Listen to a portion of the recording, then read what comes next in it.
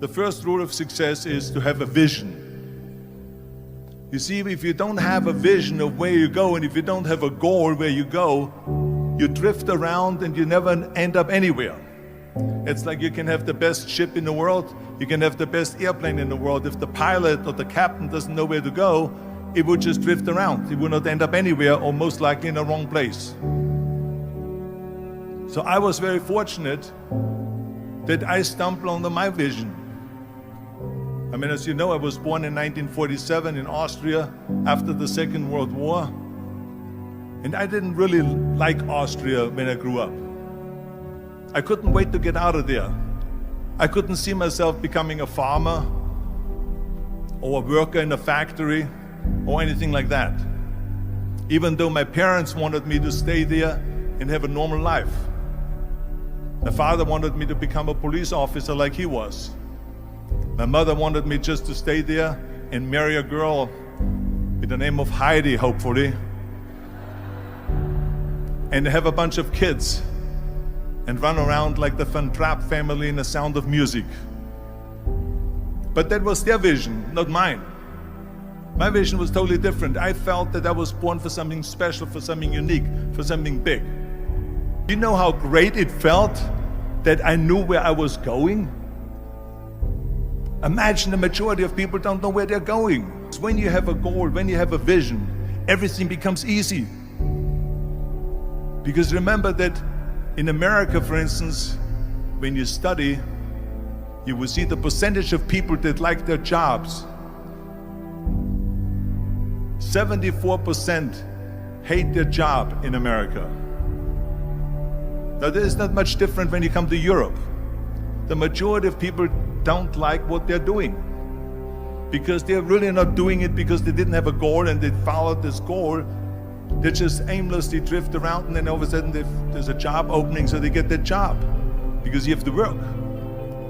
But then when you work, it's a chore. It's work. It's not fun. So if you think about, only a quarter of the people really enjoy what they're doing in life. That is unbelievable if you think about it. So I felt so blessed that I knew what I was doing. It's like a medical student that studies and knows he wants to become a doctor. You know where to go. So I knew where to go. So people always ask me, when they saw me in the gym in the pumping iron days, they say, why is it that you're working out so hard? 5 hours a day, 6 hours a day, and you have always a smile on your face. The others are working out just as hard as you do, and they look sour in the face. Why is that? And I told people all the time, I said, because to me, I'm shooting for a goal. In front of me is the Mr. Universe title. So every rep that I do gets me closer to accomplishing that goal, to make this goal, this vision turn into reality. Every single set that I do, every repetition, every weight that I lift will get me a step closer to turn this goal into reality. So I couldn't wait to do another 500-pound squat. I couldn't wait to do another 500-pound bench press. I couldn't wait to do another 2,000 reps of sit-ups. I couldn't wait for the next exercise, for the next half hour of posing and all the kind of things that you have to do to be a champion. And with the age of 20, I went to London and I won the Mr. Universe contest as the youngest Mr. Universe ever. And it was because I had a goal. So let me tell you something, visualizing a goal and going after it makes it fun. You got to have a purpose no matter what you do in life. You got to have a purpose. So that's rule number one, have a vision. Rule number two is, don't listen to the naysayers. Don't listen to the naysayers.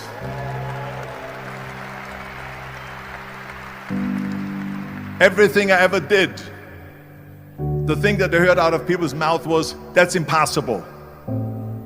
That can't be done. Or no. So whenever someone said to me, it can't be done, I heard, it can be done. When they said no, I heard yes. And when they said it's impossible, I heard it is possible. I'm a strong believer of what Nelson Mandela said, that everything is always impossible until someone does it. Well, I'm going to be the one, I said to myself, I'm going to do it and I'm going to show it to them. Maybe it has never been done before. That's perfectly fine with me. But I'm going to do it. And I did not listen to the naysayers. The next thing, the third point that I'm going to make to you is, before we sit down with Jürgen and talk about the rest of the three, is work your ass off. There is no magic pill. There is no magic out there.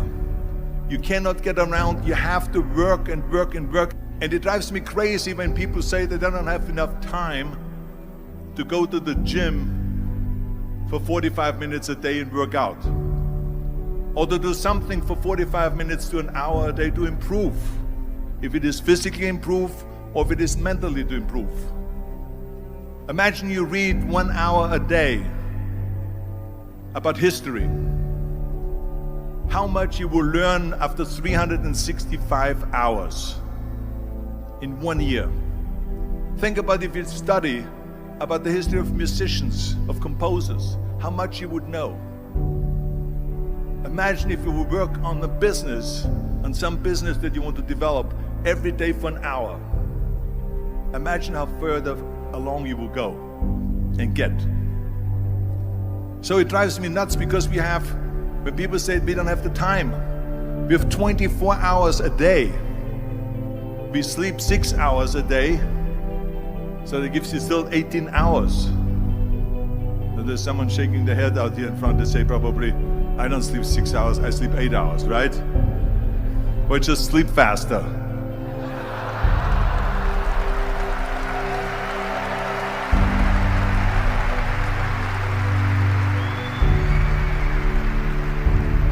So we have 18 hours a day. The average person works around 8 to 10 hours. So let's assume it's 10 hours, so we have 8 hours left. Then you travel around an hour a day, maybe 2 hours a day. So now you have still 6 hours left. So what do you do with these 6 hours? What do you do with these 6 hours? Then we eat a little bit, then we schmooze a little bit, talk a little bit to people and all that stuff. But you can see how much time there is available if you organize your day. So you got to work hard. I mean, let me tell you something. When I went to America, I went to college. I went and worked out 5 hours a day. And I was working on construction. Because in those days in bodybuilding, there was no money.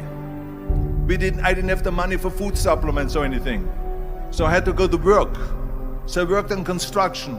I went to college. I worked out in the gym, and at night from 8 o'clock at night to 12 midnight, I went to acting class 4 times a week. So I did all of that. There was not one single minute that I wasted. I became very friendly with Muhammad Ali in the 70s. And Muhammad Ali worked his butt off. And I saw it firsthand. And I remember that there was a sports writer that was there in the gym when he was working out and he was doing sit-ups. And they asked him, how many sit-ups do you do? And he said, I don't start counting until it hurts. Now think about that. He doesn't start counting his sit-ups until he feels pain. That's when he starts counting. That is working hard. And so you can't get around the hard work. It doesn't matter who it is. As a matter of fact, I believe what Ted Turner said, work like hell and advertise.